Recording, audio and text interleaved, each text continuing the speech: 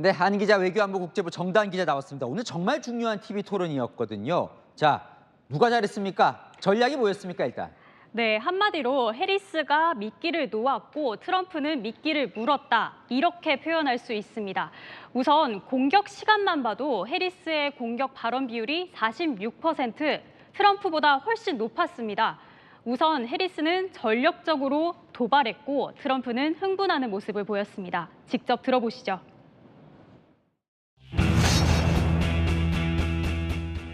His former national security advisor has said he is dangerous and unfit. Where is our president? We don't even know if he's a president. They threw him out of a campaign like a dog that doesn't know he's alive. 네, 반면 트럼프는 지금의 물가, 이민자 문제로 해리스에게 지난 3년 반 동안 무엇을 했냐며 현재 바이든 해리스 행정부를 공격했습니다. 트럼프 도발 전략을 폈던 해리스는 일부 본인에게 불리한 현안에 대해선 제대로 답하지 못했다는 평도 나옵니다.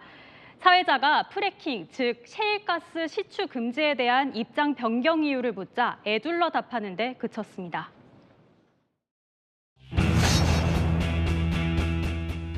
I've made very clear my position on fracking, and then this business about taking everyone's guns away.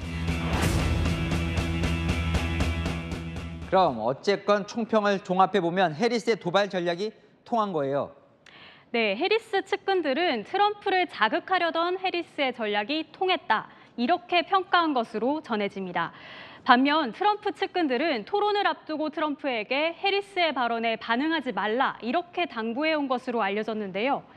실제로 토론회 초기 트럼프가 해리스를 일부러 외면하는 듯 정면을 바라보고 발언하는 모습이 다수 포착됐습니다.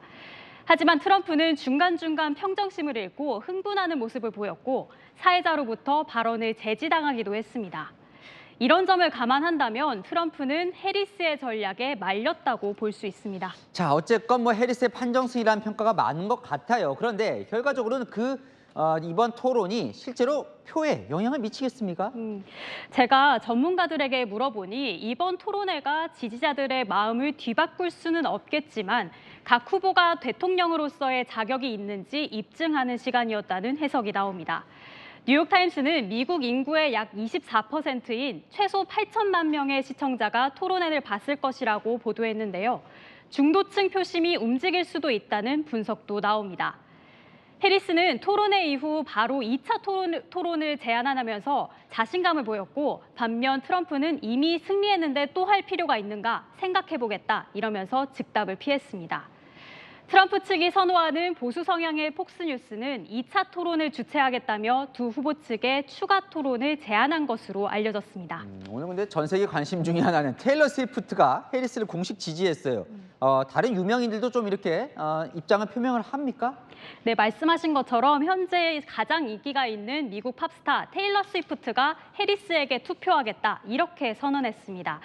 젊은 층 사이에서 유명 가수인 만큼 이 지지 선언이 젊은 층에 큰 영향을 줄 것으로 보이는데요. 지금까지 해리스를 직간접적으로 지지한 유명 인사를 보면 배우 조지 클루니와 가수 비욘세 등이 있습니다. 트럼프 쪽은 일론 머스크 테슬라 최고 경영자, 헐크 호건 전 프로레슬러 등이 지지 선언을 했는데요. 이런 가운데 트럼프를 보좌했지만 더 이상 트럼프를 지지하지 않기로 결정한 사람들도 있습니다.